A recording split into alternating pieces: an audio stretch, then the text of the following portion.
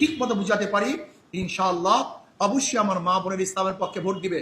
অনেকে কথায় কথায় বলে আমাদেরকে ভোট দিবেন, ইসলাম বিজয়ী হবে। আশ্চর্য কথা, কত বড় জঘন্য কথা। তো তোমাকে ভোট না দিয়ে ইসলাম পরাজিত হবে? ইসলাম কি ঠেকা নাকি কারো কাছে? ইসলামের বিভক্তি নাই, মুসলমান বিভক্ত হয়।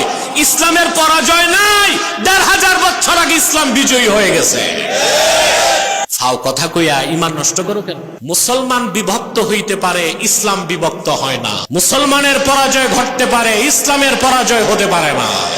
আমি কখনো ভোট দিইনি, এদিকে আমার পাপ হবে না, আপনার কোনো পাপ হবে না। ভোট দেওয়া কোনো ফরজ বা ওয়াজিব বা সুন্নত কোনোটিই নয় যে এটি দিলে আপনার সওয়াব হবে বা না দিলে গুনাহ হবে।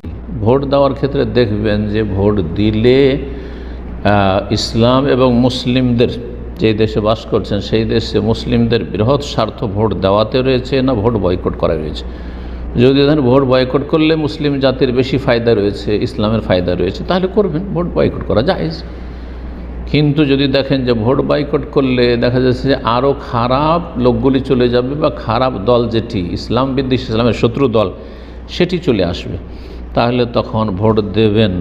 ভোট যদি না দিই কাউকে তাহলে কি গুনাহ হবে? ভোট না দিলে কোনো গুনাহ? ভোট দেওয়া আপনার অধিকার, এই অধিকার প্রয়োগ করা কেউ ফরজ করেনি। জি, আপনার অধিকার আপনি প্রয়োগ করলেন, আপনার কোনো হক আছে, যদি বলেন আমি হক নেব না, কোনো অসুবিধা নেই। সুতরাং এই ক্ষেত্রে অনেকে বিভ্রান্ত করে।